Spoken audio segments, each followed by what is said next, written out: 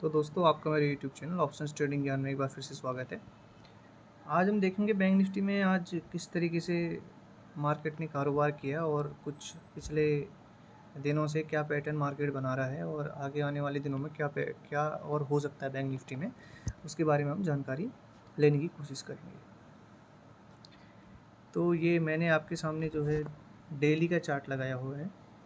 Daily के chart में अगर हम गौर से देखें तो बैंक निफ्टी ने क्या किया, आप देखिए ये जो था ये ब्रेकआउट लेवल था, ठीक है। ब्रेकआउट लेवल पे था, यहाँ पे मार्केट ने क्या किया, ब्रेकआउट होने से पहले 20 से 25 दिन एक बढ़िया सा कंसोलिडेशन किया इस बीच में, और कंसोलिडेशन करने के बाद जैसे ही फिर इस लेवल को निकाला यहाँ पर बैंक निफ्टी ने, फिर ये एक ऊपर का मूव देके इसको टेस्ट करके दोबारा से एक ऊपर का मूव दिया, ठीक। उसके बाद आप देखेंगे अगर बैंक निफ्टी क्या करता है, ये एक बुलिश फ्लैग का इसने पैटर्न बनाया और उस पैटर्न का यहाँ पे ब्रेकआउट करके ऊपर जाने की कोशिश की बैंक निफ्टी ने। और ऊपर जाने के बाद क्या हुआ, यहाँ पर इस एरिया में, मैं एक बार इसको मिटाऊँ, इस एरिया में जाने के बाद बैंक निफ्टी ने यहाँ पे कंसोलिडेशन किया। अब कंसोलिडेशन तो किया ही, यहाँ पर आप देखिए कितने दिन कंसोलिडेशन किया, 6-7 डेज यहाँ पे कंसोलिडेशन किया बैंक निफ्टी ने। 7 डेज कंसोलिडेशन करने के बाद यहाँ पर आप देखिए एक बड़ी सी ये रेड कैंडल बनाई। इसको हम बोल सकते हैं कि पिछले जो 6 दिन की जो मूवमेंट थी ना बैंक निफ्टी की, यहाँ पर इस एक रेड कैंडल ने, ये वाली रेड कैंडल ने वो 6 दिन की मूवमेंट जो है एक तरह से हम बोल सकते हैं कि एंगल्फ कर दिए 6 कैंडलों को, और यहाँ पर एक बेयरिश एंगल्फिंग टाइप की कैंडल बनाई। और बेयरिश एंगल्फिंग कैंडल बनाने के बाद बैंक निफ्टी ने क्या किया, यहाँ पे एक पैटर्न बनाया। वो पैटर्न क्या है, ये नीचे आया बैंक निफ्टी, उसके बाद आप देखिए ये एक इन्वर्टेड है फ्लैग बनाया, फिर इसका ब्रेकआउट हुआ, बैंक निफ्टी फिर से नीचे आया। फिर से नीचे आने के बाद बैंक निफ्टी ने क्या किया, अगेन फिर ये देखिए आप अगेन एक इन्वर्टेड फ्लैग बनाया, उसका ब्रेकआउट, फिर से नीचे की ओर किया ब्रेकडाउन। और अभी क्या है, बैंक निफ्टी अपने जो जिस एरिया में इसने कंसोलिडेशन किया था बहुत समय तक, उस एरिया में आने के बाद यहाँ पर अभी ये पॉज ले रहे हैं। अब यहाँ पर दो चीज़ें हो सकती हैं। अगर बैंक निफ्टी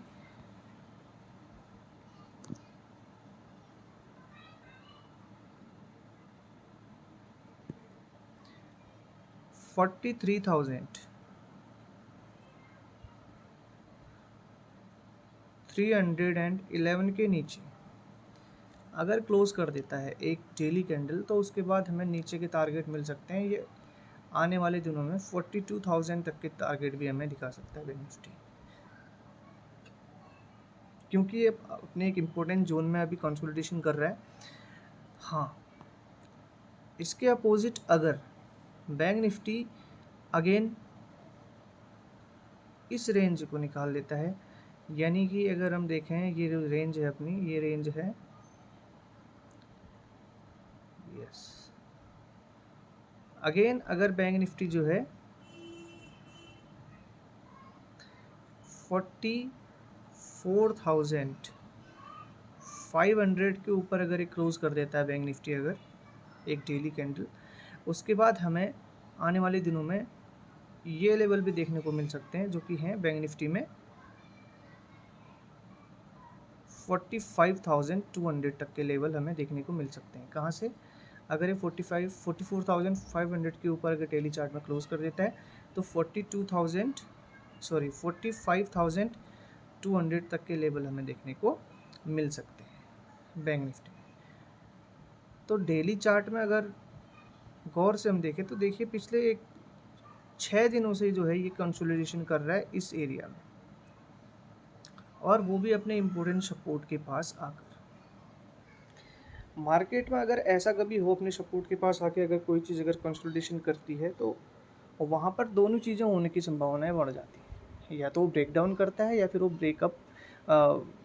यस,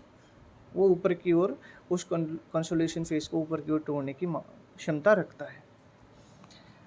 तो ये डेली चार्ट में हमने एनालिसिस कर दिया बैंक निफ्टी को। अब हम देखते हैं कि 15 मिनट की चार्ट में और 5 मिनट की चार्ट में किस तरह का पैटर्न शो कर रहा है, और आने वाले दिनों में यानी कि जो ट्रेडिंग सेशंस हैं कल परसों, उन दिनों में हम किस तरह से ट्रेड इसको कर सकते हैं। तो मैं सबसे पहले इसको 15 मिनट के चार्ट में कन्वर्ट कर देता हूँ। ये मैंने इसको 15 मिनट के चार्ट में कन्वर्ट कर दिया। अब यहाँ पे गौर करने वाली बात यह है दोस्तों, देखिए नीचे से अगर मैं एक ट्रेंड लाइन ड्रॉ करूँ तो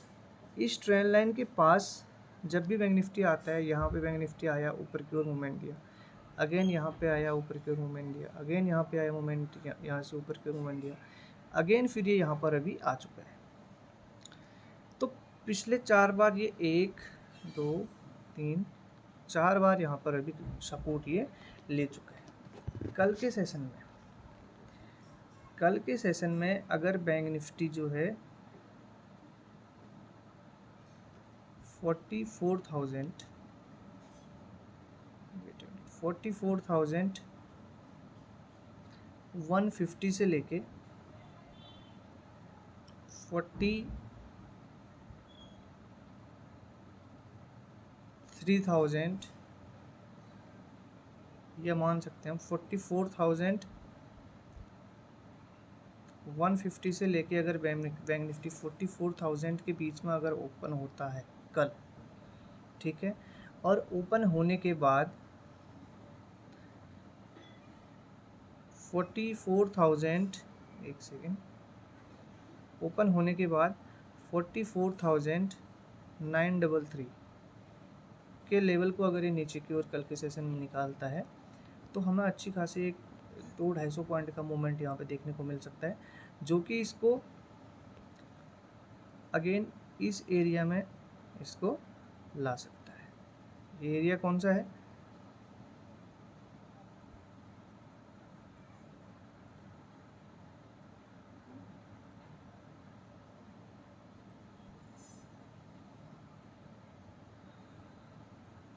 $44,650 से लेके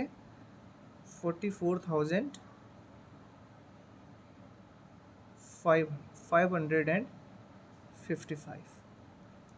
ये कल के सेशन में हमारे नीचे के लिए टारगेट हो सकते हैं, अगर बैंक निफ्टी 44,933 को नीचे की ओर तोड़ता है उसके बाद। लेकिन वो भी कब? जब 44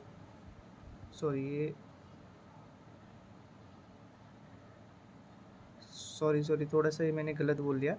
43,933 के नीचे अगर बैंक निफ्टी निकलता है, 43,000 है वो, गलती से 44,000 लिख दिया था। वो भी मैंने बोला कब? जब ये 44,150 से लेके 44,000 के बीच में ओपन होता है और उसके बाद 933 के लेवल को नीचे को निकालेगा तो 43,650 से लेके 43,555 के लेवल में कल के सेशन में देखने को मिल सकते हैं। वहीं अगर बैंक निफ्टी कल एक बड़ा गैप डाउन हो जाता है, मान लीजिए गैप डाउन अगर ये 43,600 के आसपास ही अगर ये गैप डाउन हो जाता है तो यहाँ पर हमें देखना पड़ेगा कि किस तरह से इसमें मूवमेंट हो रही है, क्या कंडीशन वहाँ पे बन रही है। अगर वहाँ पर ये 43,600 के आसपास आके अगर ये कंसोलिडेशन करता है और कंसोलिडेशन होने के बाद जिस साइड ये उस रेंज को तोड़ेगा उसी साइड में हम अपना ट्रेड इनिशिएट कर देंगे। ज़्यादा चांसेस है कि अगर ये ऐसा 300-350 पॉइंट अगर गैप डाउन होता है, गैप डाउन होने के बाद अगर कोई बुलिश हैमर बनती है या फिर कोई रेंज बनती है और ऊपर क्यों निकाले तो ये आज की क्लोजिंग यानी कि 44,000 तक जाने की कोशिश करेगा बैंक निफ्टी। वहीं अगर इसमें एक बड़ा गैप अप हो जाता है, बड़ा gap up in the sense ये 44,300 के आसपास कहीं ओपन होता है और ओपन होने के बाद कोई रेंज बनता है या कोई प्राइस एक्शन बनता है,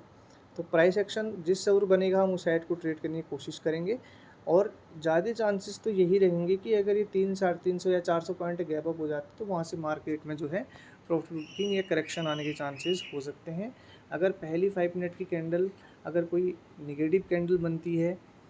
कोई बेयरिश इंगल्फिंग बन जाती है या कोई ग्रेव स्टोन डोजी टाइप की या शूटिंग स्टार टाइप की कैंडल अगर कोई बन जाती है वहाँ पर, तो उसी कैंडल के लो के नीचे हम अपना ट्रेड इनिशिएट कर सकते हैं और उसका हाई हमारा ऐसा रहेगा और फिर उसके बाद ये अपना 44,000 तक या 43,900 तक आने की क्षमता रखता है, तो अपना हम ट्रेड उस हिसाब से इनिशिएट कर सकते हैं।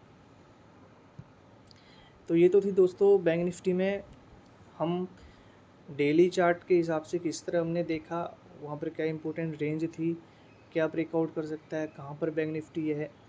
और नीचे की ओर अगर गैप डाउन या फ्लैट ओपन होता है या फिर गैप डाउन ओपन होता है या गैप अप ओपन होता है तो उसको हम किस तरह से ट्रेड कर सकते हैं। तो उम्मीद करता हूँ कि ये जानकारी आपको अच्छी लगेगी, और अगर ये जानकारी आपको अच्छी लगती है तो इस चैनल को आप सब्सक्राइब कीजिए, साथ ही साथ बेल नोटिफिकेशन को भी प्रेस कर लीजिएगा, क्योंकि मैं जब भी अगली बार से नई वीडियो डालूंगा तो आपको उसका सबसे पहले नोटिफिकेशन आ जाए और आप उस लर्निंग का भी हिस्सा बन पाए। तो आपका इस वीडियो में बने रहने के लिए बहुत बहुत धन्यवाद।